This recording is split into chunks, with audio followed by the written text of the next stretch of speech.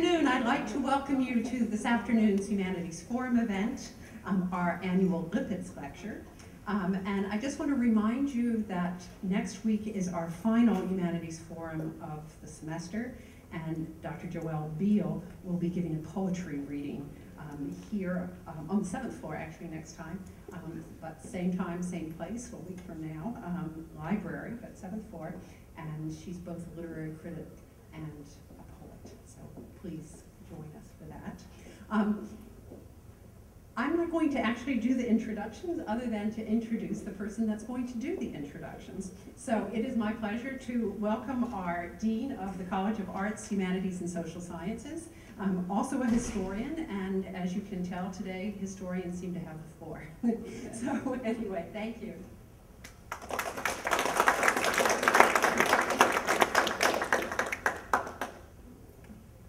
This is really a fine day, indeed a fine time, not only for historians, but indeed for the College of Arts, Humanities, and Social Sciences, and the various things that we do and are recognized for. I need to leave to my regret before Jim has finished his remarks, so I can go down to the Kennedy Center in Washington to see the production of Las Meninas, the theater production that was one of 4 chosen this year by the American College Theater Festival for production. If we go to Washington in a month or so, we can also see For All the World to See, the much acclaimed exhibition of the Center for Art Design and Visual Culture. We've learned that the timetable for the Performing Arts and Humanities Center building has been moved up considerably, so that we can move into that. We've also learned about, and there will soon be an announcement about a substantial gift to UMBC to help in programming in the arts and humanities. And our social scientists continue to win awards, win fellowships, and make, in a variety of disciplines, real contributions to public discourse on public policy. And today, we get to recognize not just one, but 2 of the most important and accomplished members of our faculty. This is the 4th annual Lipitz lecture. The lecture will be delivered in a few moments by Professor James Grubb of the History Department, who is this year's Lipitz Professor of the Arts, Humanities, and Social Sciences. I should say that this professorship is supported by an endowment created by Roger C. Lipitz and the Lipitz Family Foundation to, and I quote, recognize and support innovative and distinguished teaching and research in the arts, humanities, and social sciences at the University of Maryland, Baltimore County. It's my real pleasure to introduce the Lipitz Professor for academic year 2011-2012, not an historian, as it turns out, but rather Professor Leslie Morgan of the Department of Sociology and Anthropology.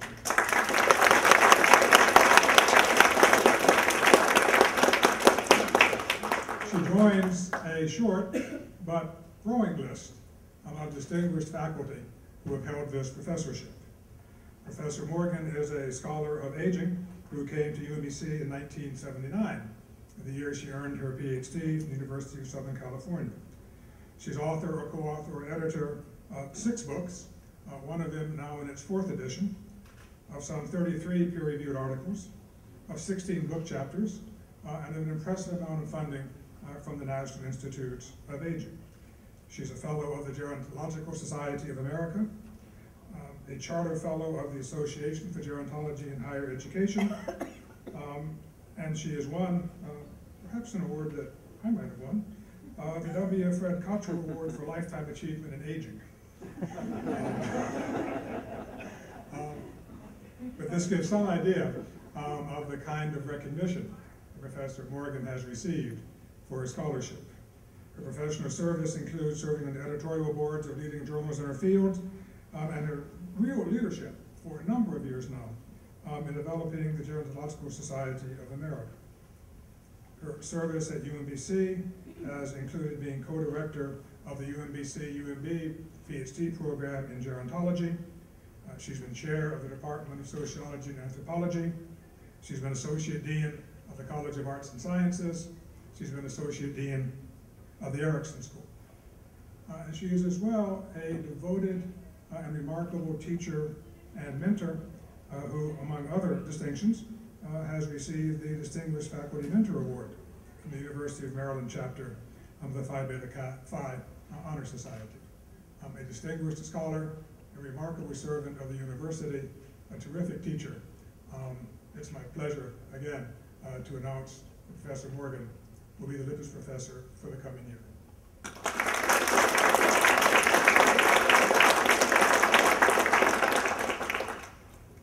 It's my equal pleasure to introduce our speaker for today, Professor Jim Grubb of the Department of History, with a similar remarkable record of scholarship, of service, and of teaching.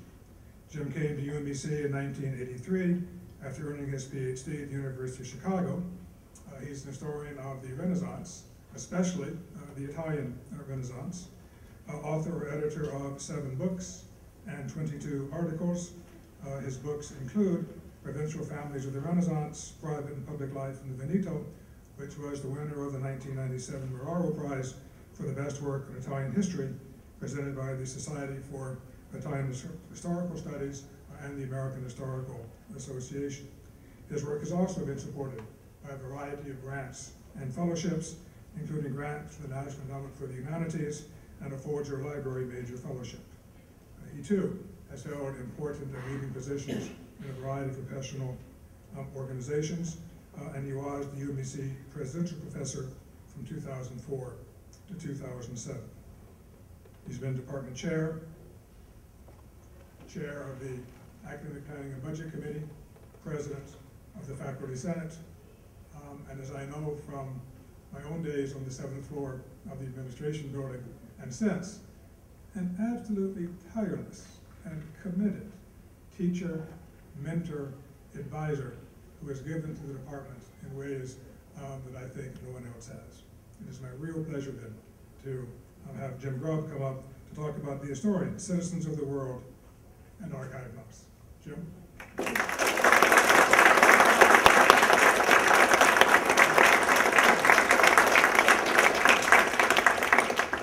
Thanks, and thank you all for being here.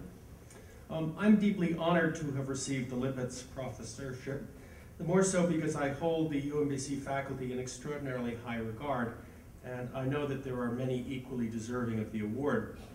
I was also, I have to admit it, very pleased, but also set back a bit when I was informed of the Lipitz. As is the case with many people in this room and many people in the faculty, I pour myself into research and writing, and then when a piece finally comes out in publication, I wonder, has anyone noticed? Am I speaking into the void? Does it matter at all? Validation, indeed simple feedback, is very rare in this profession, and so to have received this award is a most heartwarming event. Now, there is no established format for the Lipitz lecture, not even a set of guidelines, and as we are only 4 years into the award, there's no firm precedent. It occurs to me that the Lipitz professorship is directed at 3 major concerns: scholarship in general, the specific research that the professorship will fund, and the arts, humanities, and social sciences that the Lipitz supports and celebrates. Today, I will speak to small measure to these 3 concerns, as they are thematically interwoven but not fully coherent, so this address will necessarily be somewhat scattershot. The first half of my title comes from my new and most welcome colleague, Meredith Oyen. At the close of a successful job talk, she was asked her overall teaching philosophy. She first enumerated those intellectual skills that I think we all seek to inculcate in our students: critical thinking, analysis, research, communication, etc. She then paused and declared that in the broader sense she wanted to help her students to become citizens of the world, and I wholly concur. We live in an age that will not allow us to be insular. The close proximity of cultures sometimes produces fruitful exchange, sometimes produces conflict and friction, but always requires that we be responsive to beliefs, institutions, dynamics, and processes that are not our own. And as scholars, we have the obligation to help our students to become citizens of that world, to function in a world in which broad varieties of culture meet in a constant swirl. Our students have grown up with the vast resources of the internet, but most of them have also led closely circumscribed lives, and so we yank them out of the warm confines of family and community and inherited values to prepare them to live amidst the profoundly unfamiliar. Different disciplines do that with different perspectives and methodologies. It has been well said that every academic discipline is but an attempt to describe the world, each using a different vocabulary. In history, we describe the world in time, crossing the cultural boundaries of the past to introduce students to value systems and priorities that sometimes resemble, but often are very strange to their own. In that way, our students, we hope, gain practice in cultural adaptation, in exploring the other, in moving beyond the quotidian and habitual to the foreign. And because, as do all disciplines, historians require exposure to a wide variety of situations and evidences, our students, we hope, will discover the richness of possibilities in the human experience in the past, that will in turn prepare them for their inevitable discovery of the wealth of possibilities and challenges in the future. We do research, I think, because we want for ourselves and our disciplines what we want for our students' opportunities. Opportunity to explore, to grow, to push the limits of knowledge, to experiment with novel materials and techniques, to challenge, to expand our horizons and understanding, and then to pass all that we have gained to future generations. Different historians do that with different approaches. We have the political and economic, social, cultural, feminist, digital, GLBT, transnational and global, triumphalist, and the revisionist. Anything goes in the profession these days, and that is an entirely healthy development. There are mega histories and tiny, small-scale gems. All scales, all scopes may be fruitful. I am an empiricist, simply out of personal inclination. And so the second half of the title, I am what Italians call a topo d'archivio, an archive mouse, scurrying around in a hunt for the basic building blocks of knowledge. In my purely personal opinion, there is no finer moment than to hold in one's hand a document that fits perfectly, or advances the argument, or forces rethinking, or unlocks the problem. There's no finer or more pleasurable task than hunting through wills, court records, letters, account books, and other mundane documentation by which I can reconstruct past lives. As a colleague of mine once announced, leaving the archive after a particularly good day, I love the smell of parchment in the morning. Okay, pictures. You came for pictures. This is the great Jacopo de Barbari map of Venice in 1500. And when I say great, I mean it also in extent as well. It consists actually of 6 panels from 6 separate blocks, each panel measuring about 2 feet by 3 feet. And yet, despite that size, it has such a fine level of detail that we can reconstruct the architectural setting of individual houses 500 years in. And yes, I work in Venice. Freeman Hrabowski never ceases to give me a really hard time about that fact. I suspect that I'm not going to persuade anybody in this room today that working there is much more than a pleasure junket, that I chose the city for anything other than its magnificence and lifestyle. I suspect that I could not persuade even myself to keep on working on Venice if the authorities were to move the archives to someplace pedestrian, like an industrial suburb of Cleveland, for example. But there is, in fact, an academically compelling reason for my choice of site, which is to say the vast holdings of the city's archives. The better the archives, the potentially better the research. We can ask more sophisticated questions than can be posed elsewhere. We can examine the lives of people who elsewhere are inaccessible. We can explore topics that elsewhere cannot be explored. And the archives of Venice are, in fact, very rich indeed, collectively constituting one of the 2 largest data banks for medieval and Renaissance periods. It has been said that there are more documents in Venice than in all English repositories combined, just as it has been said that there are more documents in Florence than in all French repositories combined. Now, no one could possibly establish these numbers with any certainty, but as one who has worked in England and in France, I would hold that the notion of Venetian and Florentine superiority, in numbers at least, is entirely plausible. And if Venice today is a slightly decrepit city of fewer than 60,000 people, declining in population and rapidly losing every type of relevance save as a tourist magnet, scarcely larger in geographic extent than the UMBC campus, we have to recall that in the day, Venice was center of one of the greatest and certainly one of the wealthiest empires in the world. The Mediterranean map, Venice was obviously an island unto itself, but master of an enormous chunk of northeast Italy up into Friuli and then down the Adriatic coast. But in fact, the extent is much larger than that because they held cities in what is today Albania, a couple of islands, Cefalonia and Zonte off the Greek coast, and then the very considerable islands of Crete and Cyprus. So the Venetian Empire stretched some 1,500 miles from the gates of Milan to the tip of Cyprus. And Venice as a city was the most cosmopolitan center in the world. Certainly it was the information capital of the world, the most opulent emporium since the Roman Empire, home to artists such as Bellini and Titian, composers such as Monteverdi, artists such as Aretino, printers such as Aldus Manutius, a world-class power by any standard. Now, queen among the city's repository is the Venetian State Archives, or the Archivio di Stato, housed in the sprawling former convent of the Franciscan order, the Monastery of the Frari.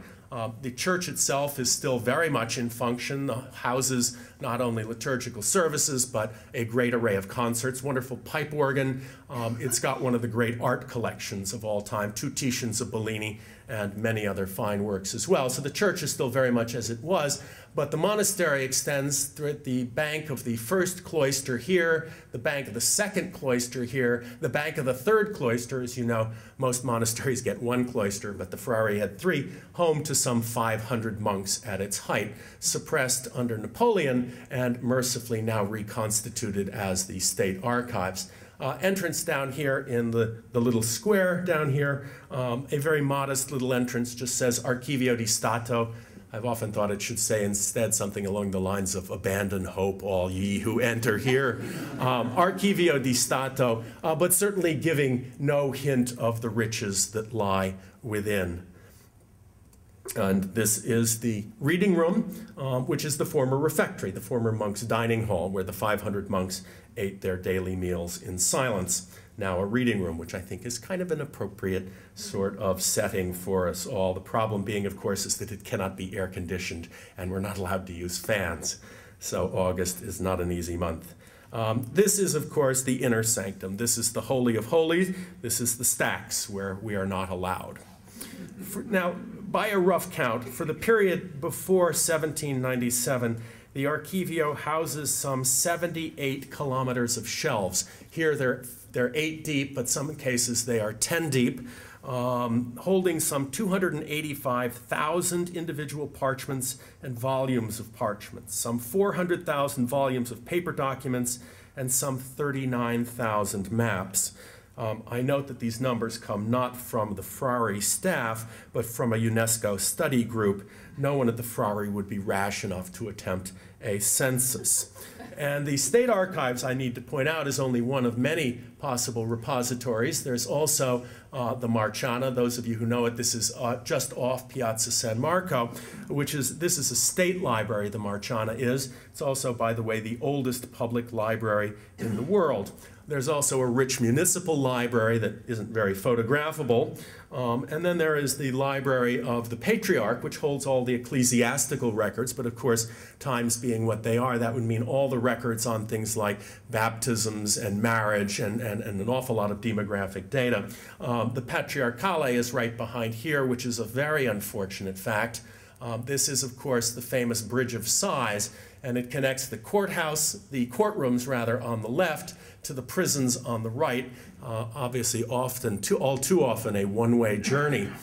Tourists are enamored of the Bridge of Sighs, and so they hire gondolas to go endlessly up and down this little canal, which is not so bad, except they also hire singers to belt out execrable tunes, things like O Sole Mio and That's Amore, which makes working there a little bit difficult. And then finally, my last shot is of the Cheney Foundation, and that occupies another monastery, in this case the monastery of the Benedictines on the island of San Giorgio, next to this perfectly splendid Palladian church. So a lot of different repositories, and what you do is you juggle the opening hours, because they're all open at different hours, so that you can successfully work. If you're really good at it, you can work from 8:30 in the morning to about 7 at night. Now, let me go back to my winged lion here. My point being, Venetians were writers, and they were keepers of writing. And aside from one disastrous fire in 1577, they've been very good at conserving all of this. Now, my lion, by the way, this is a bit of an in-joke. This lion is a plaque that is today located in the courtyard of the State Archives. It's probably 14th century. It's either Byzantine or carved in Venice in the Byzantine style. It depicts, of course, St. Mark himself. The winged lion is always St. Mark, who is buried in Venice and therefore is the city's patron saint and protector. So I use the winged lion for filler. Now, history's traditional concentration on elites and the state has long since been joined by, but never replaced by, a recent emphasis on the marginal, the powerless, the voiceless, and the victimized. I've taken something of a third path. I explore the middling folk, those neither powerful nor wretched, those who lived their lives as best they could and died without leaving much more than a ripple on the historical record. Specifically, I look at a uniquely Venetian managerial class, the cittadini originari, or original citizens. In a city whose aristocracy was fixed and closed, the cittadini originari were non-noble and would seem in principle to be powerless. But they were also privileged. They were granted a monopoly on positions in the civil service, and so they served as the true managers of the state. They were also granted a monopoly of leadership positions in the city's major confraternities, and so they both directed the city's social services, hospitals, poor relief, and the like, and they functioned as the city's primary patrons of art. This is a scene approximately 1480 of the procession of the confraternity of St. John the Evangelist, which had extensive houses for the poor, extensive soup kitchens, extensive hospitals, and other forms of poor relief. Here they are parading their chief relic, their prize, which was, of course, a piece of the True Cross around Venice, as a means of display, but also as a means of sanctifying the city. I just point out that this confraternity still exists in its original home, with only one change: they accept women now. Now, in particular, I have studied and recently published family memoirs from Venice. Not a very creative title, but it gets the job done, I think. These family memoirs in Venice were produced only by these original citizens. They are extraordinarily revealing texts in which the middling sort recorded and commented upon the salient events in their lives, and so left strong traces of their priorities, their aspirations, their anxieties, and their responses to the world around them. Here, the social science historians recover the raw demography of births, marriages, deaths, and other mileposts in the life cycle. Here, the cultural historians recover attitudes and ideologies. Here, the anthropological historians recover deep structures and abundant ritual. Here, students of the family and religion and civic life recover the structures, rhythms, and dynamics of everyday life. So I'm going to use the funding of the Lipitz Professoriate for a trip to the Venetian archives this summer to do a follow-up book on the cittadini originari and their world, perhaps with trips elsewhere as well. It is one of the great obstacles to Renaissance studies that there has been tremendous dispersal of texts, especially of the richly decorated manuscripts, much beloved of European collectors since the Renaissance. Happily, the catalogs of European repositories are all now online, and there may very well be side trips to places such as the British Library, the Bibliothèque Nationale, or the library at the Vatican. An example of one of the pages from these family memoirs. I just want to offer 3 examples of the sorts of inquiry that these documents, especially the family memoirs, permit. Famous in the field of Renaissance studies are 2 treatises on family and domestic life: the Della Famiglia of Leon Battista Alberti and the De Re Uxoria of Francesco Barbaro, both translated into English and vividly studied by undergraduates and by family historians alike. Two problems with these texts.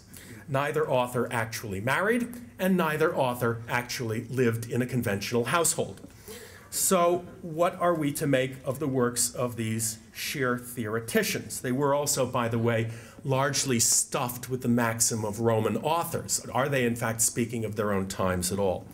Anyway, we might want to point to the rough domestic treatise of one Benedetto Arborzani, who wrote with 6 decades of experience in rebuilding the family fortunes, navigating the business world, marrying, raising children, supervising servants, and launching his children into adulthood.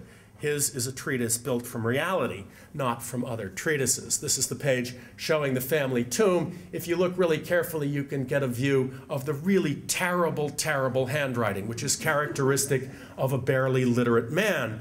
He was not aware that subjects are supposed to agree with verbs and that adjectives are supposed to agree in case and number with the nouns that they modify. But in effect, that creates a more attractive treatise. It says he's writing from experience, not from a world of bookish ideas.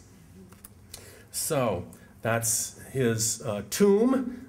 This is his genealogy, which he traces from his ancestor Coluccio, who was the first one in Venice in 1310, down to himself, Benedetto Arborzani III, his son, his grandsons, and their sons, added in a later hand. Genealogies did characteristically omit women. Now, second example from a family called the Amati. This is their coat of arms of a dove facing left over mountains, and then usually, almost always with their coat of arms, they include a garland. I'll give you another example from the field of religious history. Now, religious history in the Renaissance is replete with sermons and tomes of canon law and pronouncements of theologians and prelates and the thundering of moralists. In other words, religion from the top down. But what was the experience of religion as actually lived by ordinary people? And we might, in this case, turn to the memoir of the Amati family. Long ago, in 1470, they had placed a fairly ordinary panel painting, a picture of the Virgin Mary and Jesus, originally with 2 saints, now lost. They placed this on a street corner outside, as was the characteristic usage in Venice. Starting in 1480, the image started producing miracles, more than 100 in the first 5 years alone.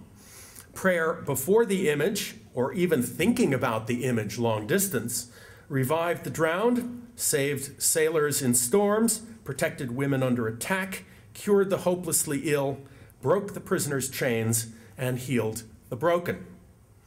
From the placement of the image, from the credulity of the citizenry, from the Amati's lawsuit to retain the image, unfortunately they had put it on someone else's house, from their organization of a committee to erect a church to house the image, from that and from much more comes a picture of piety lived, not just piety preached.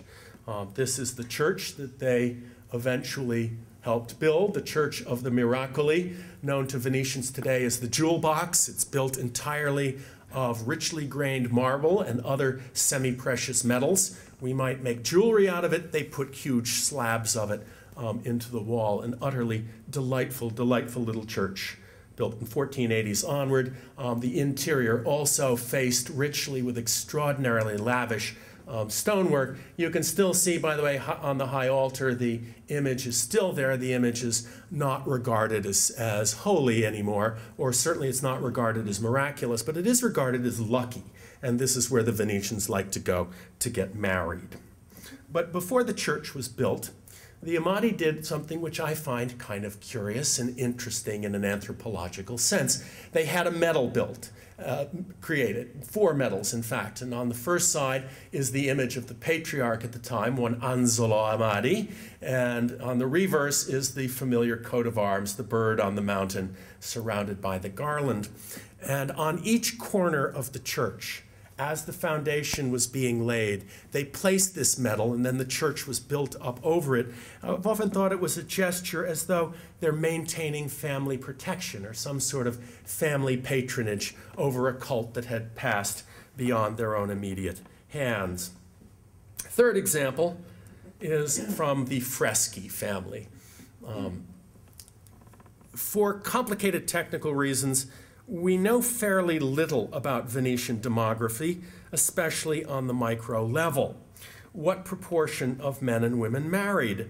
At what age did men and women marry? How many children did women bear? And what was the rate of infant and child mortality? What are the illegitimacy rates? What's the life expectancy for each gender? How many women were widowed and for what duration? How long did marriages last? Were households nuclear or were they extended? And if they were extended, were they extended horizontally to include siblings and maybe cousins, or were they extended vertically to include parents, grandparents, and possibly aunts and uncles? How were marriages contracted? How did marriage itself work? We have lots of marriage contracts, but what did a wedding look like? Here we might turn to the memoir of the Freschi family, which, in addition to these fine portraits, offers detailed data on the critical moments in the life cycle of the family over the course of multiple generations. We find marriages and their ceremonies, births, christening and a notable ceremony, deaths and their ceremonies, household composition, networks of friends, patronage networks, religious affiliations.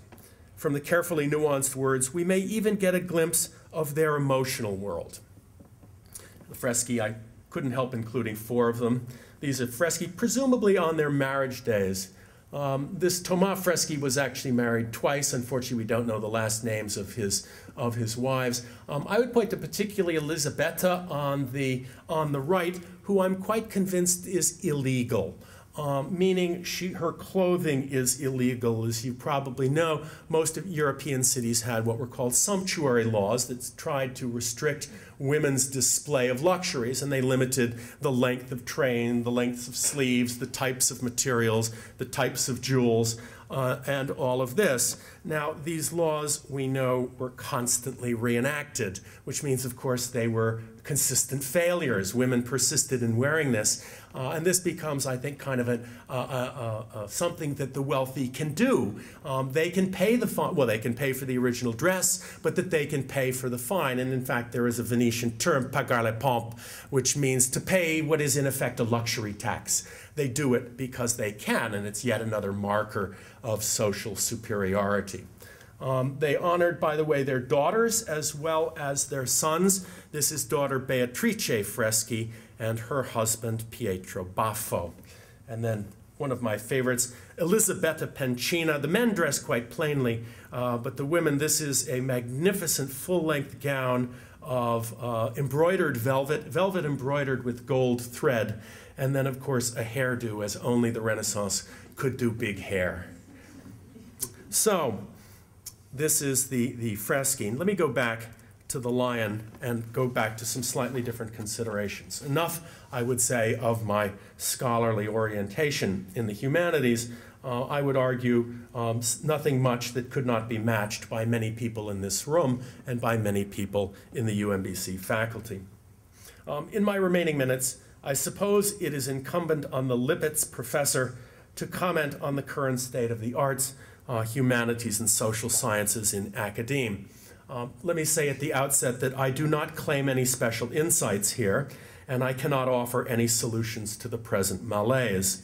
I receive the same grim anecdotes that the rest of you do. For example, the elimination of classics at Michigan State, the elimination of French, Russian, and Italian at Albany. Last month, we were told that the Johns Hopkins University Press, a world leader in the field, will cease publishing European history. It is the case. If the White House and the houses of Congress can agree on one thing, it's that the teaching American history program should be completely defunded. And the situation is no more pleasant when we move our interest abroad. For example, the elimination of 50% of the language faculty at the University of Swansea. the elimination of German, the Slavic languages, and Italian at the University of Glasgow. I once asked a professor at the University of Manchester who had replaced a recently deceased colleague in my field. She replied that this line and several other history lines had been reassigned to the business school. And she remarked, sadly but eloquently, about her department that we are like a smile with missing teeth. Now, it is true, we at UMBC can be grateful that we have been sheltered from wholesale reductions. And we can only thank our leadership and the leadership of the state that we are shortly to have a splendid new performing arts and humanities buildings. But many of our colleagues elsewhere are not so blessed.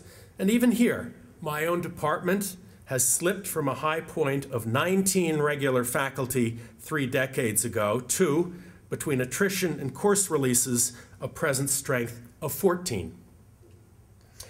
In the larger context, it has often been questioned in recent days whether the arts, humanities, and even some of the social sciences have a future in university, especially public universities, or whether, at best, they will survive as smallish service departments providing a smattering of liberal arts instruction to students in more favored disciplines.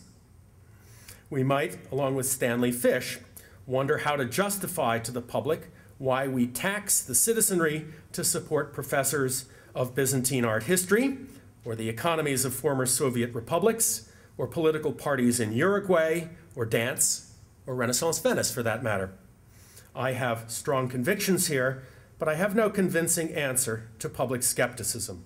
As a profession, we have not made that case, and we are suffering thereby. But I would here make a distinction between the state of the arts, humanities, and social sciences in universities, and the state of the arts, humanities, and social sciences in general. We live, in fact, in a golden age of democratized inquiry, even if the professional share in it is declining. Take the local scene. If you Google Book Club Maryland, you will get 3.7 million hits. If you Google Maryland reenactors, you will get 370,000 hits. The Sun recently ran an article lamenting the demise of the Baltimore Shakespeare Theater, one of the city's 3 professional companies.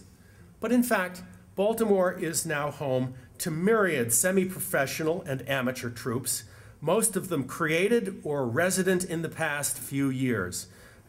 Groups like the Single Carrot Theater, the Chesapeake Shakespeare Company, the Fells Point Corner Theater, the Audrey Herman Spotlighters, Mobtown, Pumpkin Theater, and they're playing either in brand new or newly refurbished theaters such as the Strand, the Loft, the Load of Fun, the Run of the Mill, and the Annex Theaters. A few years ago, the Baltimore Opera folded, but the Opera Vivente, Lyric Opera Baltimore, the Peabody, the Chesapeake Concert Opera, and the Baltimore Opera Theater have since filled the void. Just north of Penn Station, the Station North District of artists and performers has seen the conversion of several former industrial palaces and warehouses into performance venues and studios. In Station North, there is now a brand new 69-unit City Arts apartment complex that is reserved exclusively for low-income artists and performers. The builder hoped to rent it out within 10 months of completion, but in fact it filled completely within 10 weeks.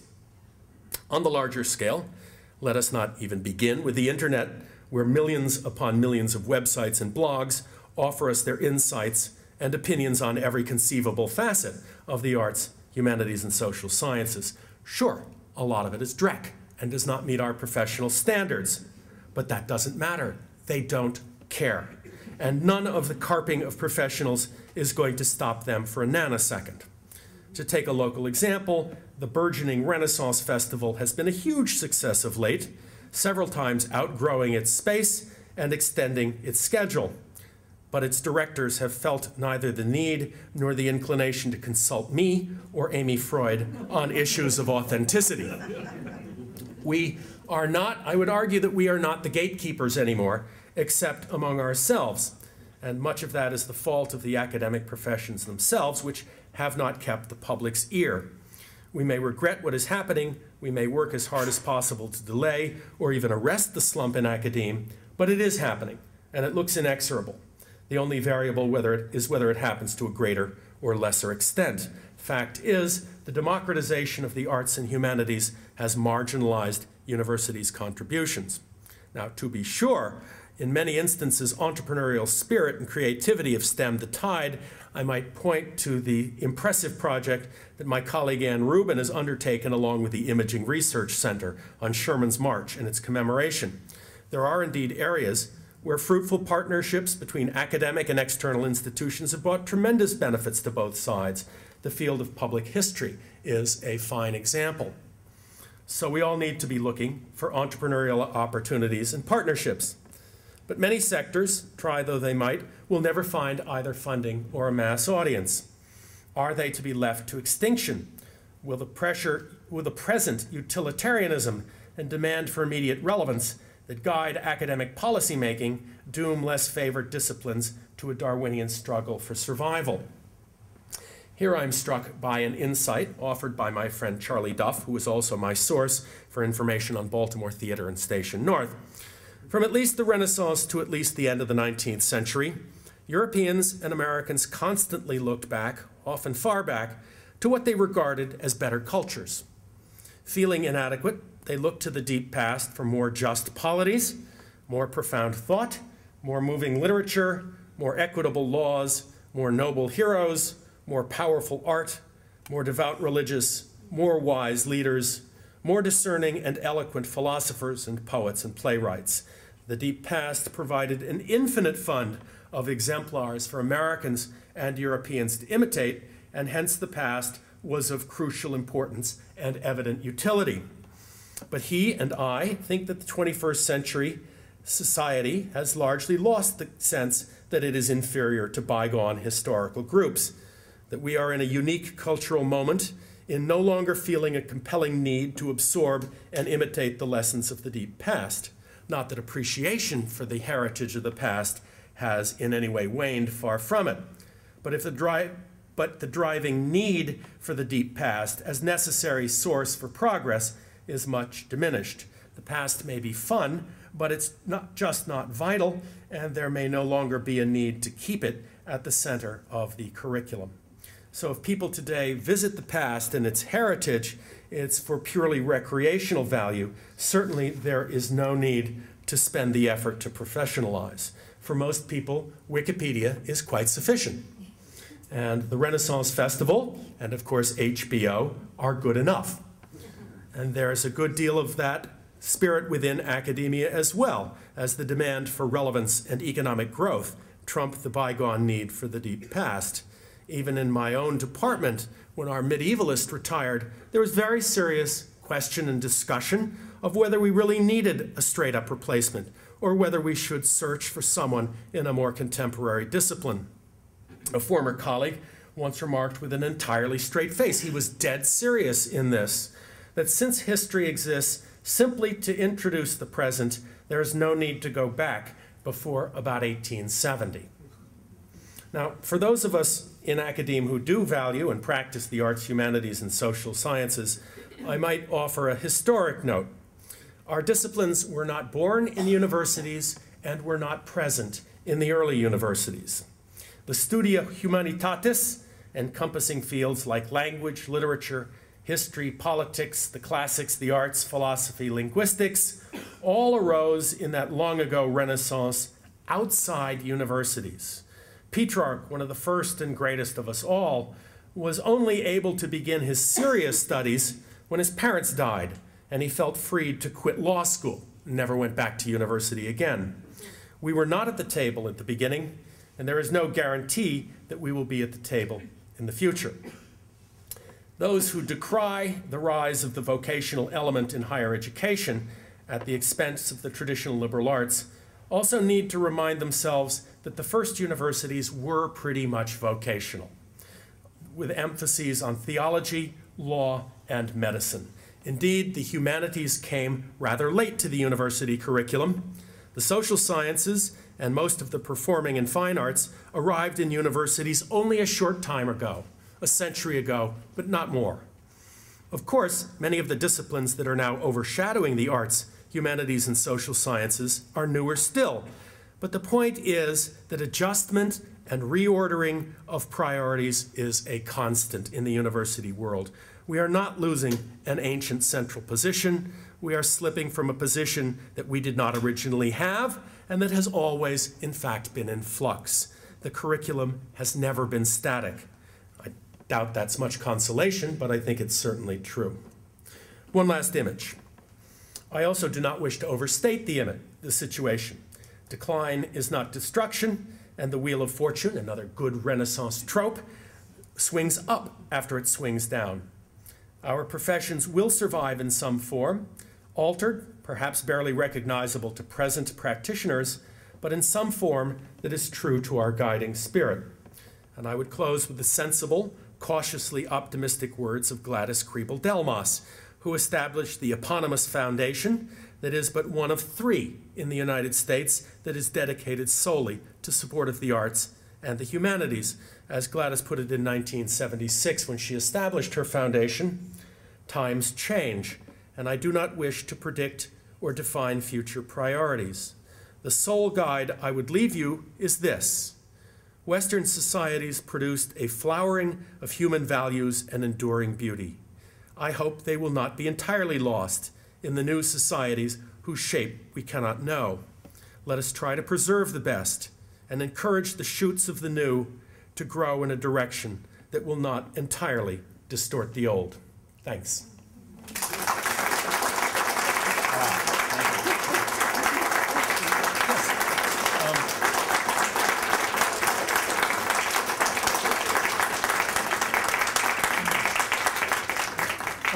I'm happy to take questions or, as I suspect some of the things I've said, field challenges and flat-out contradictions. So wherever you want to go, that's fine, be it substance or some of the more general comments that I was making.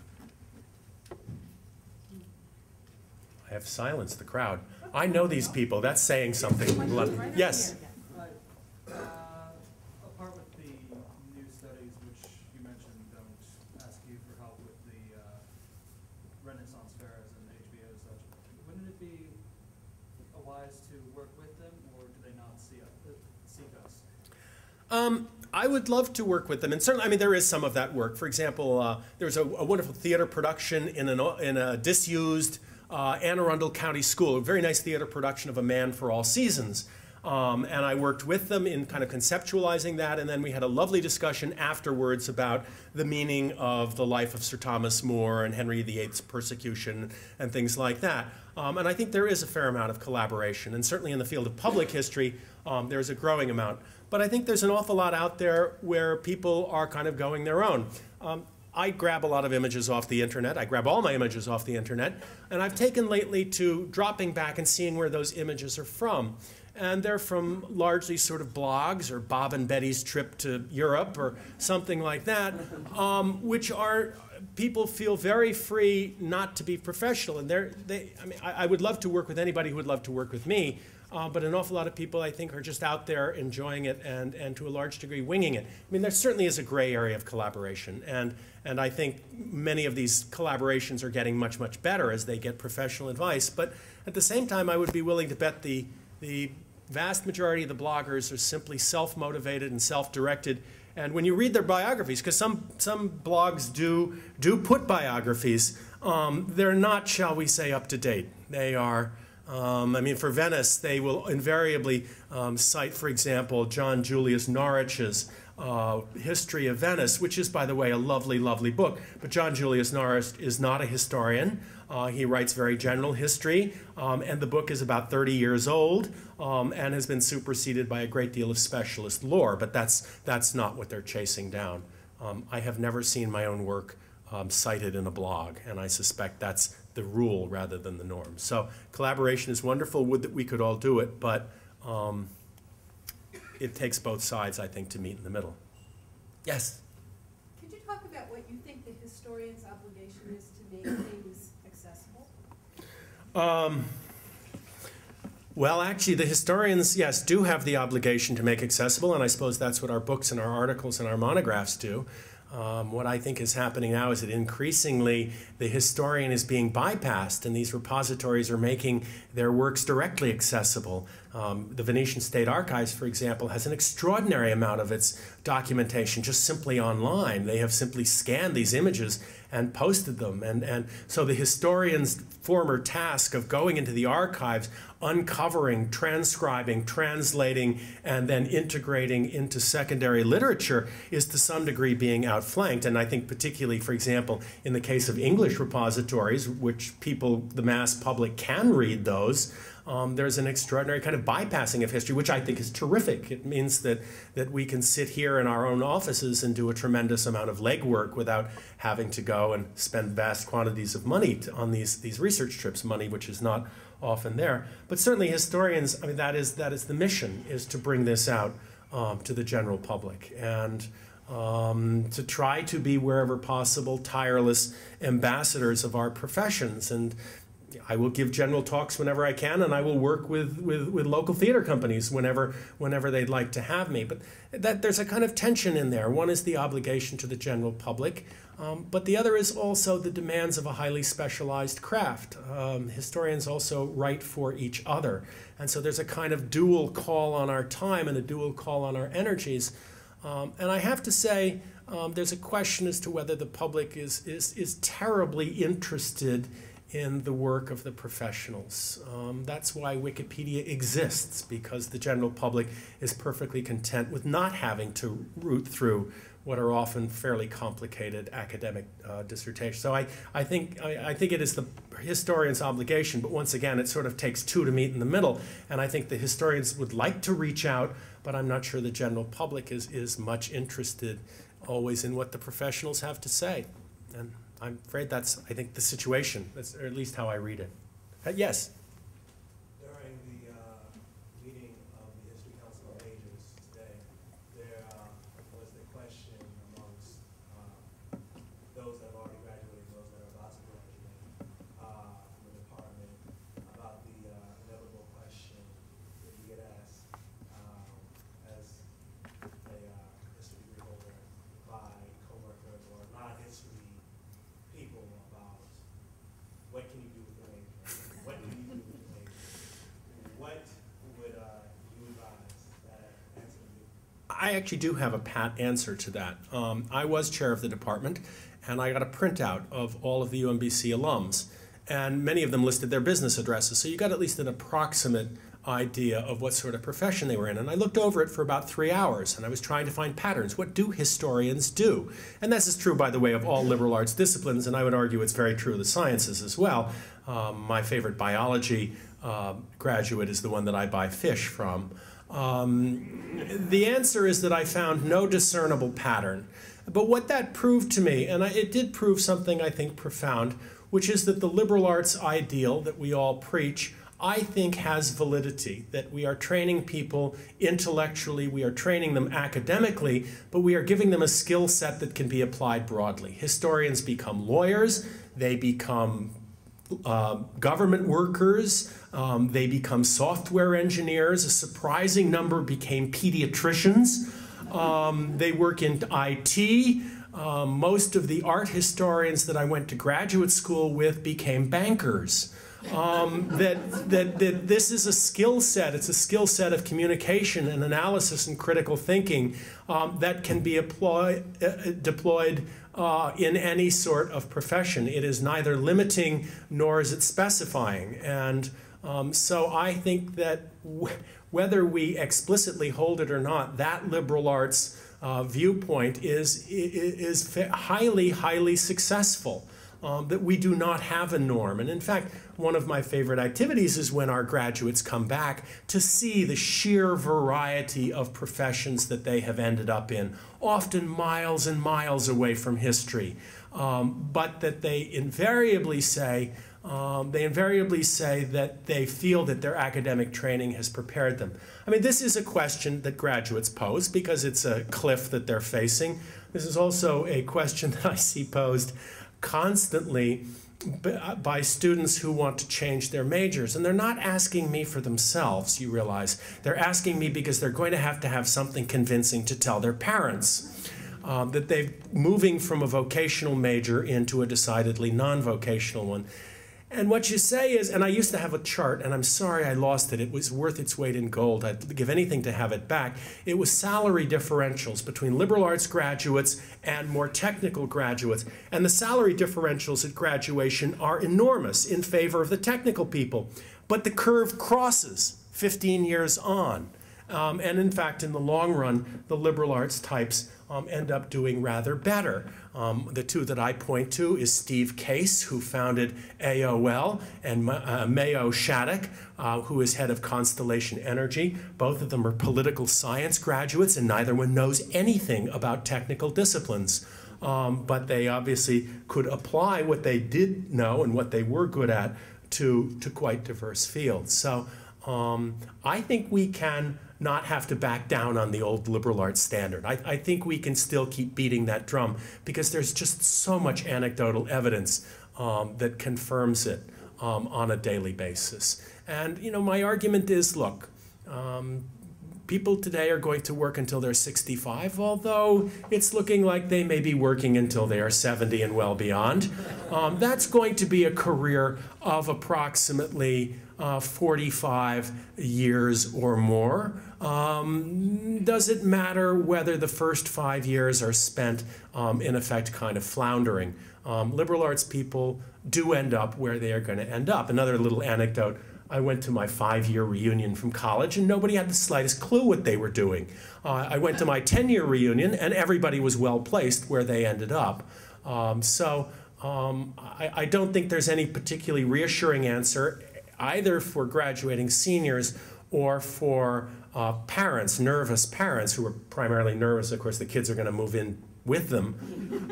I don't have any pat answer, but I will persist in keeping to that liberal arts line because I have seen it borne out many, many times.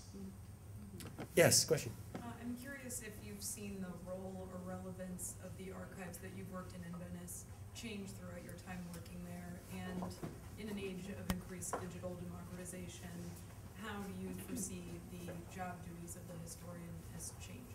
Have I seen the situation change? Well, they now allow, for 2 hours a week, they actually allow people to take pictures digitally. They're worried that it's going to put, there's a little microfilm office, and they're worried that those people are going to be put out of work, which is preposterous. There's plenty for them to do. Digitization, is that going to, I think it will change. I think it will change it radically. But all I can say is in Venice, there's so much stuff they can never digitize at all. I mean, there are literally, I didn't mention wills. I just couldn't mention wills. There are somebody has estimated that there are 4 million wills in the Venetian archives, and some of them run to 20 pages. It's just a beyond belief sort of. And so I'm perfectly confident that the archive will never disappear. But certainly it will be easier to do research. It'll make research trips more efficient. They're going to have to raise the amount of time that they let us take digital pictures so we don't have to sit there taking notes on our laptops, which is obviously laborious. Research is going to become vastly, vastly more efficient as it becomes more highly technologically driven. I would argue the Venetian State Archive, by the way, you Google Venetian State Archives and you will get their website, and you can get into some of their digital stuff. It's a little cumbersome, but they've got a lot of there. And they obviously start with the really highlight stuff. But most of us end up also working in areas that are so minor that it'll never be digitized. They'll never have the money to do that or to support the websites for it. So I don't think the archives will go away, but certainly to some degree they will become increasingly less necessary. And this would be true of other databases as well. There's the, what is it, the Early English Book, EEBO, or is it? Early English Books Online. Yeah, that's putting actual texts online. And so increasingly, yeah, we're going to be able to sit here. The research funding is at a premium. I mean, Venice happens to be one of the most expensive cities in the world, and the other major repositories are in places like Paris and London that are equally expensive, and that is true particularly, I think, for graduate students. They're going to be able to do a lot more work online. But there's so much left to do. I mean, I showed you the Marciana, for example. They're fairly poor.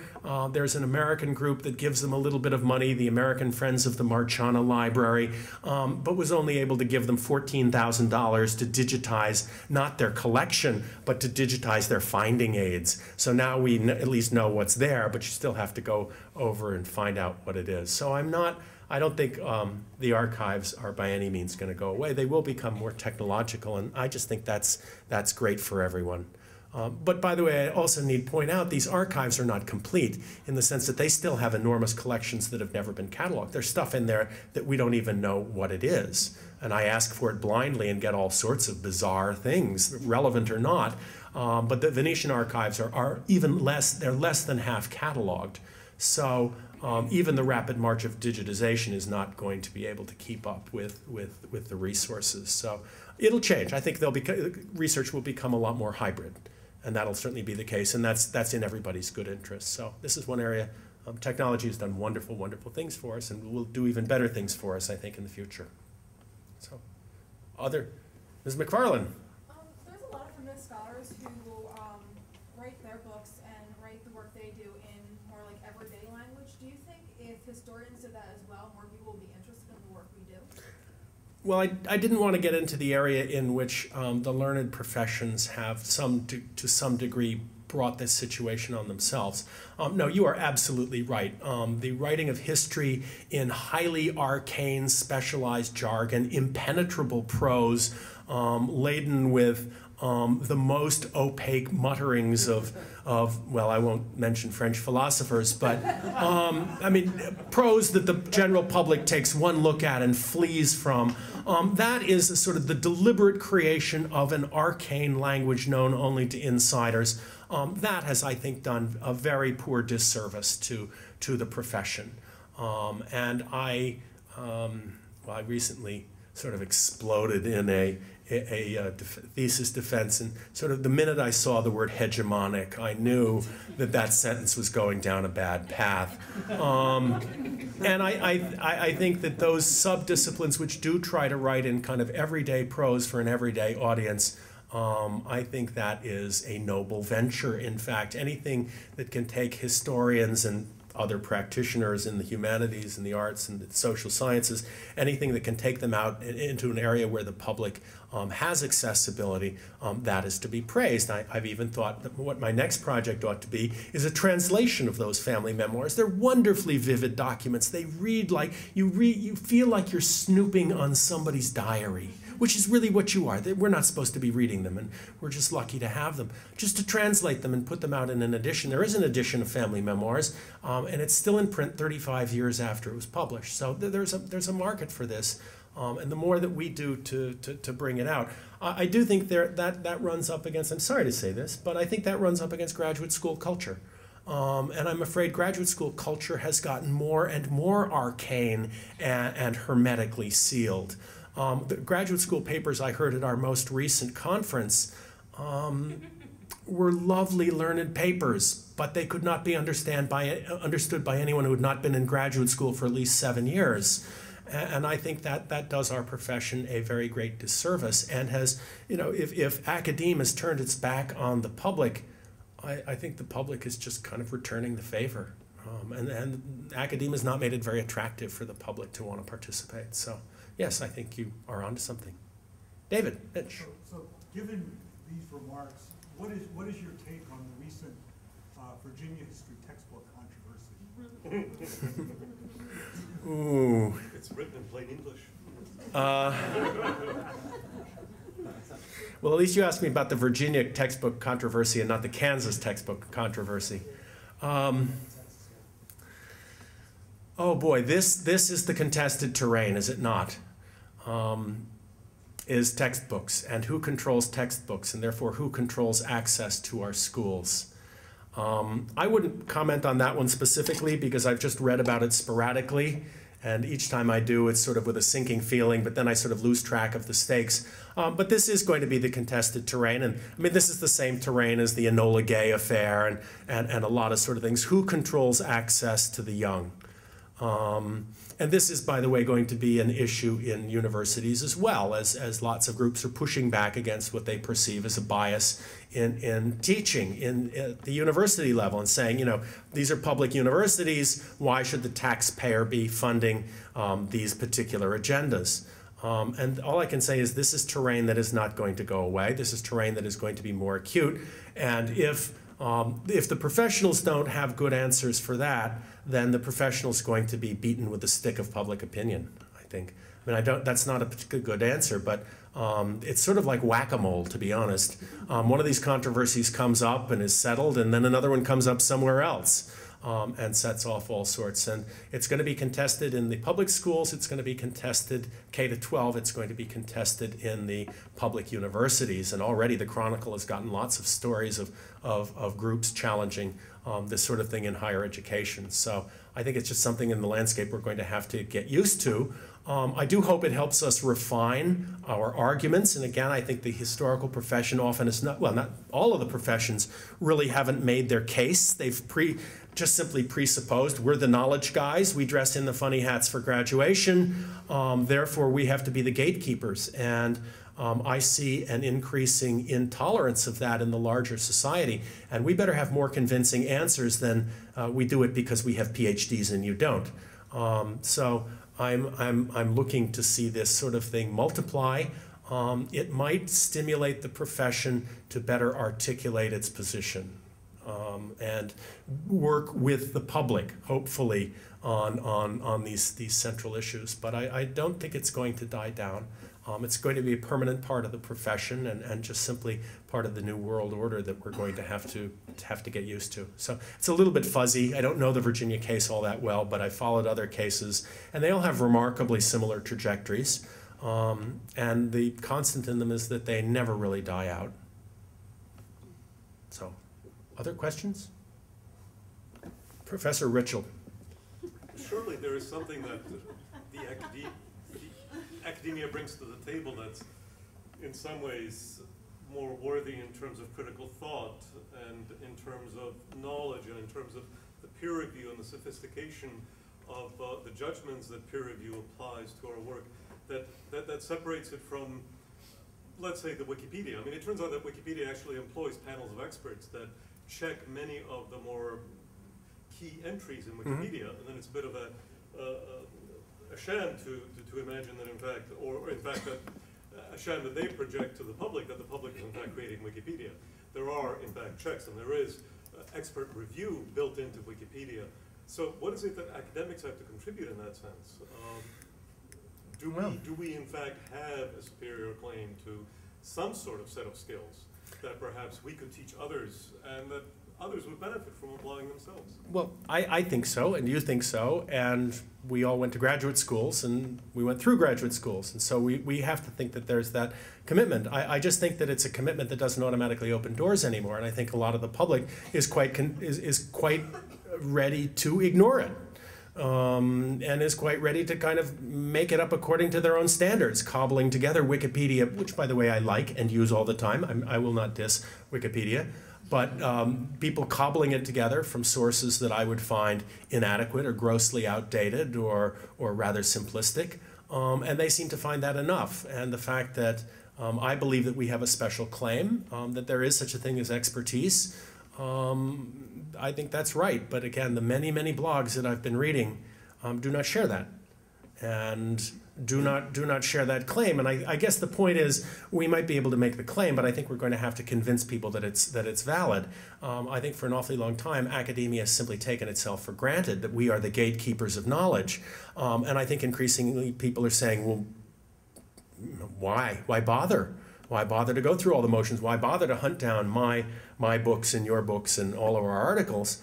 And so it's a claim that if we're going to keep making it, we're going to have to justify it and not simply presuppose that our place in the curriculum is assured. And our place in the curriculum, I mean, not only in the public imagination, but even our place in the curriculum is something that is going to have to be justified and fought over time and time again. And again, that's just part of the order. 25 years ago, our professors were the knowledge makers and the knowledge keepers. And I think that's largely eroded. I don't know whether it can ever be rebuilt or not, but certainly it's going to have to be academic that's going to have to do the rebuilding. Others? What? Yes? You know, we got all these new resources like the internet and stuff like that, and globalization is a new phenomenon.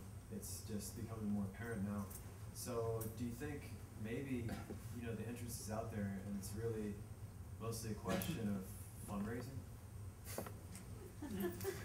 As I told you, I'm not sure I bring any special expertise to the table. That is certainly one activity that's going to have to be done, is we are going to have to fund our own. I am lucky that for the last several years we have had an extraordinarily entrepreneurial chair. But I noticed the fact that, for example, there is constant pressure on our teaching assistant budgets. And we have come up with some teaching assistantships in all sorts of really entrepreneurial ways. And that is going to have to be something that we are going to have to do in the we are not simply going to be automatically funded by virtue of being a department and having our own PhD program. The operating budget in history and the operating budgets, I think, in the college as a whole have not changed in, what, 15 years? Oh, yeah, they went down. They went down, sorry. We've had either flat or declining operating budgets, which in real terms, if you count 2 to 3% inflation, means that they've been subject at least to a 2 to 3% reduction in real value every year. We could not possibly support ourselves with our operating budget. And again, we've had chairs who have gotten extraordinarily entrepreneurial about raising the funds for even basic services such as the copier and computers and things that we all need for everyday activities. We're not talking about bells and whistles. So yeah, that's something that inexorably we're being pushed into. Whether we acknowledge it or not, we're moving in the direction of a model, an educational model, of what is sometimes called every tub on its own bottom, in which most units become in some way self-sufficient or self-financing. This is obviously quite easy in some sectors of the university. What some of the sectors in the humanities and the fine arts do, I don't know, but they're going to have to get extraordinarily entrepreneurial, and that, again, is part of this changing landscape that we simply have to accept the fact that the old days are not coming back. It's a changed world. So fundraising is going to be absolutely critical, and obviously it's very difficult. In the most recent stock market crash, funding agencies, these foundations, which we're increasingly relying upon, they got hit as badly as everybody else, and in some cases rather more so. The Newberry Library in Chicago lost 50% of the value of its endowment. So fundraising from traditional sources is going to decline, and there's going to have to become a tremendous amount of creativity, and of course creativity to convince new funding sources that have never funded the sort of stuff that we do that it is worthy of doing.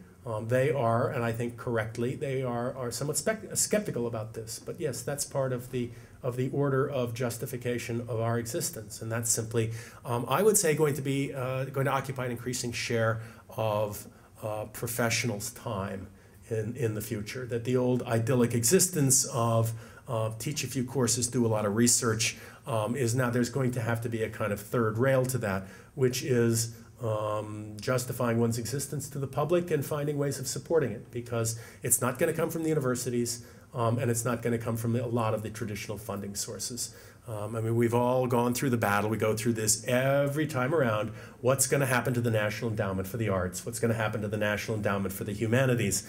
They are certainly not going to grow commensurate with the field, and they are always going to be under attack for either complete defunding or else substantial defunding. So that's simply going to be part of the landscape, is ensuring our own survival and not relying upon the largesse of deans or vice provosts to do it for us. Yes? Not the most fun thing that we can see in the future, but more questions? Or I think there's one just add go ahead. one wrap-up. One wrap-up. So on what I think that you're going to say is a happier note. You've been doing this a long time. Yes. You teach many students every semester. Yes. You advise hundreds of UMBC students.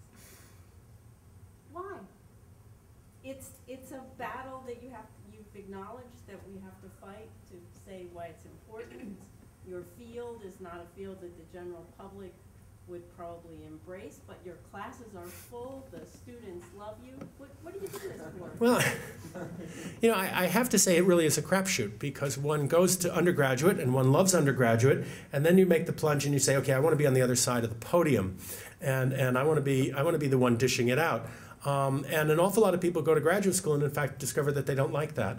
And an awful lot of people leave academia. They're perfectly competent. They leave academia because the teaching and the advising and the kind of grinding it out is not what they felt that they were getting in for. They got on for a kind of ethereal level of pure learning and unbounded research, and kind of grinding it out in Western Civ is grinding it out. I have just found that piece of it to be wonderful. I mean, people talk a lot about the complementarity of teaching and research. And I've heard a lot of sort of going through the motions on that. I just simply happen to accept it. And that's one of the reasons, in fact, that I have been here. I would not want to be at a Harvard where I teach 3 graduate students at a time. I think that would be dreadfully dull.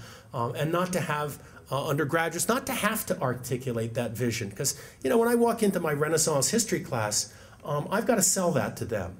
And if I can't, I don't think I can sell my profession to the general public any better. So I think that's where you start, is with the students, and it's justifying it, it's articulating it, it's giving them a sense that this stuff matters, which you cannot take for granted anymore. But if it matters to me, I think that's a mission. I mean, that's part of the mission, is I've got to be making that case, you know, every Monday, Wednesday, Friday at 9, and then again at 11, and I think that's fine. And if I couldn't do that, I don't think I would really be a member of the community, because, you know, this is a community, and one thing about communities is they like to be self-sustaining and they like to be self-perpetuating.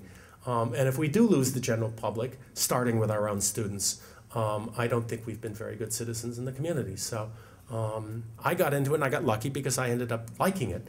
I've known people who haven't, and it's perfectly fine that they drift into other activities. But I do think it is going to be a larger part of the future, that allowing us just simply to do our research and our writing. No, there's going to be more of this engagement with the public, and I think that's fine.